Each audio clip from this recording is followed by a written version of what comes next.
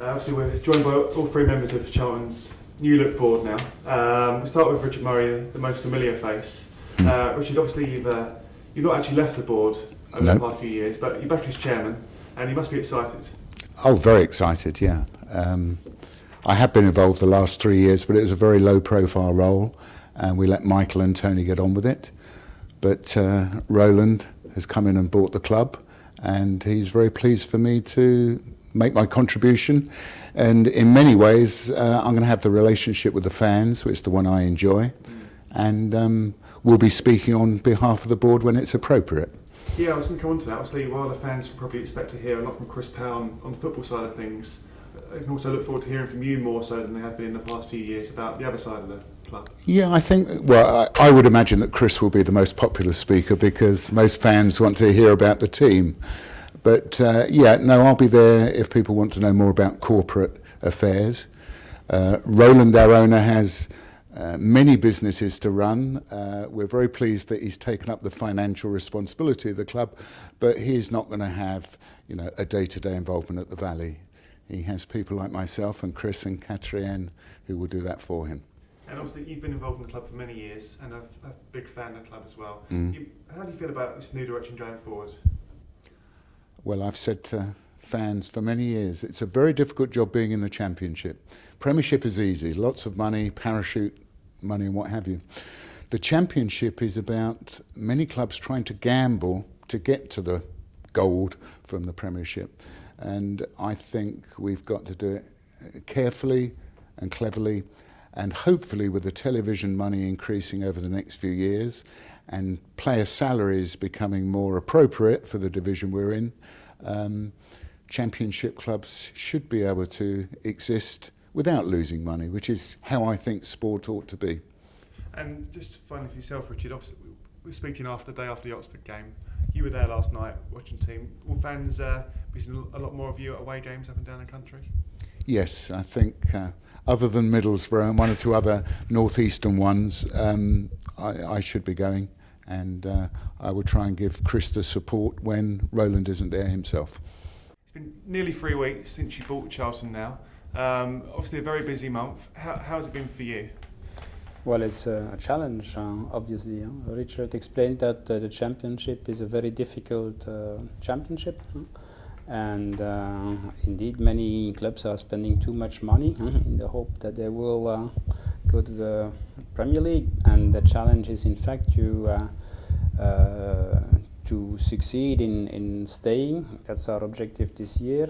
And later on, to build on growing to possibly go back where, in fact, this club needs to be long term.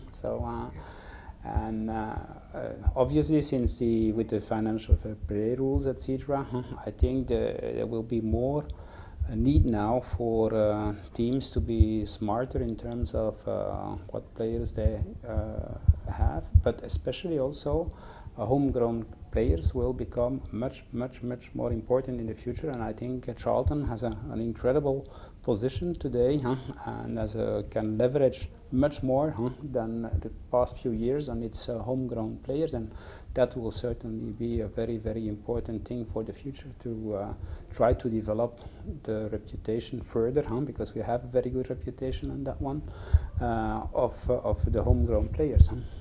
As we said to Richard, we're speaking after the Oxford game, and last night we saw another young Charlton player make his debut in Diego Poyet, one of several over the past year who've made that. And as you mentioned, the academy is a really important aspect of fans. They love seeing homegrown players and local players come through, so they'll be pleased to hear that you're as committed to that as they are.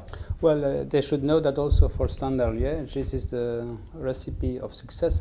We have many. Last game also in Standard Liège, a youth player made his debut, and we typically play with 4 or 5 homegrown players in the first team this year. So that's I think the way to do it in the future, and I will also very much appreciated by the fans if we do that. It's just over 3 weeks, just under 3 weeks, as we say, since you bought the club. But obviously, discussions were taking place before Christmas. Why Charlton, and what attracted you to Charlton? Well, in the first place, the history of Charlton, of course, but also the fact that it is a a club with a very good youth academy, and this perfectly fits for a club which will try to fight back again with natural means and not with just money, because of course you cannot continue to spend money all the time. So in this instance, I think many clubs which think that they just can buy success by money will feel that it will not work like that anymore in the future. So soon after the takeover, you met many of the staff here at the Valley and also at the training ground. Having been here for 3 weeks, have your impressions changed much, or what are your first impressions of the club and the staff? Well, when I came, of course, I knew the reputation of the club, but I didn't know the people yet. So now I'm learning to know the club somewhat better. And okay, I think there are like in any new thing you learn to know, there are positive sides, and then there are things which need to improve in the future. And so, but I think we should take the time to do that and try to improve all together. And what is also a very important strength of the club is the fan base, and I think that also is something I think we need to organize things in a way that fans can enjoy the games better than today even. So I think they enjoy it a lot today, but I think that we can do more in hospitality, in organizing side events to the games, such that in fact the half day off they spent here at the Valley can be a better enjoyment than it is today. So there are this is a small example of things which can be improved. So from what you're saying, it's clearly not just the first team you're focused on, it's the academy, it's the fans, it's the stadium, it's everything.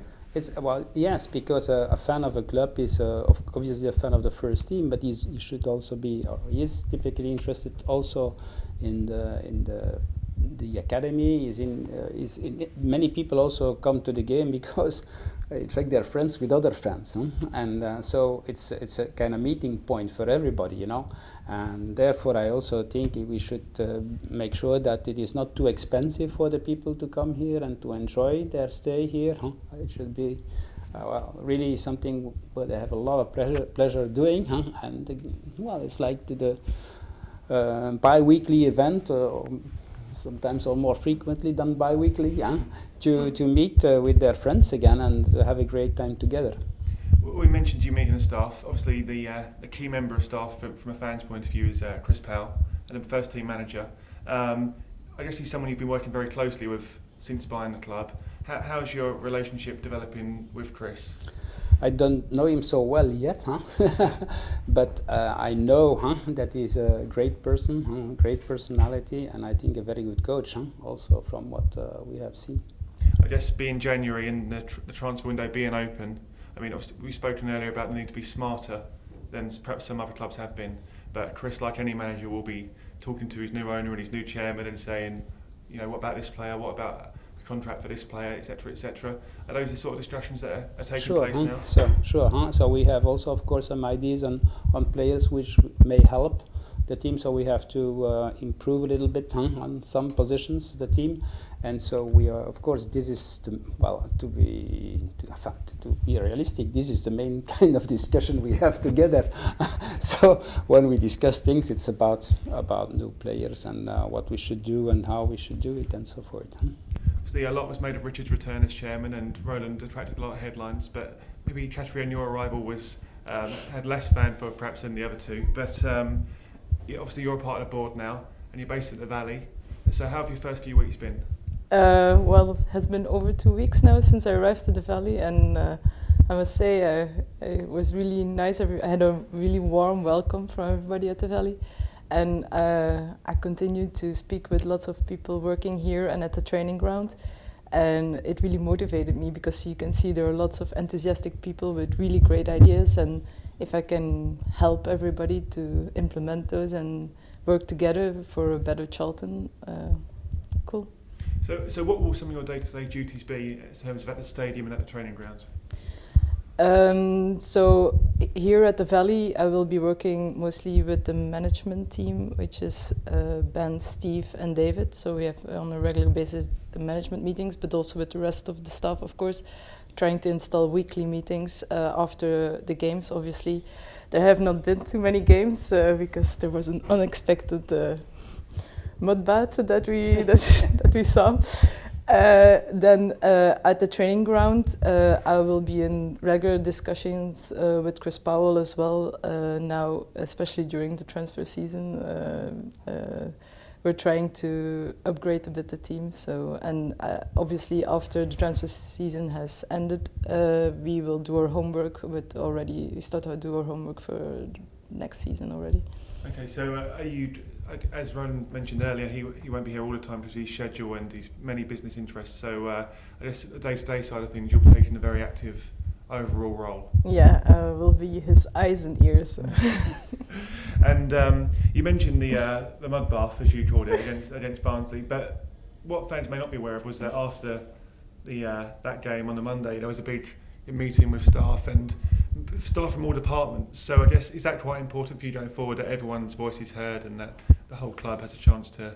Yes, I think because I also worked at other companies, and sometimes the real issues are with people you don't meet every day, and I think installing meetings on a weekly basis and having everybody, now we have to get to the point that everybody feels comfortable enough to tell me things that they're struggling with. It's something that I really want to do. Especially, we also already had an issue with the security, that they came to me. Apparently, there is a lack of security guards and so on. And it was somebody who just saw that I was in my office on a free moment, and she popped by and she told me about it. And I hope many other people will take her example. And in terms of the first team, much like Richard, will we be seeing you at games at the Valley and elsewhere around the country? Yes, I had my first game, the Oxford game here at the Valley, which was apparently the worst game in 3 years. So, but I'm looking forward to more games, and I will, as much as I can, also do the away games to get a real feel for the team and the fans. I'd just like to pick up on one of Roland's points about our academy, because I think this is absolutely key to our future. We have got a good reputation for our academy, but I think one of our problems has been that we've had to sell too early because we've been under financial pressure. Carl Jenkinson for last year goes for £1 million to Arsenal. That player is worth between £5 and £10 million 1 year later. And I think one of the key things which hopefully Roland's financial stability will bring us is that if we've got a good player, we will hold on to him. He will get the first team opportunities being at Charlton, which will be good for his career and good for his value. And if and when a major club wants to come in, reluctantly one has to accept. But I think what I will be really looking forward to is not being in a position where we have to sell our assets before they have realised either their full potential playing for us or their full potential in the transfer market. So all in all, I think we've got a good future ahead of us. We've got to make sure that we have a good second half of the season, and then next year we've got it all to play for.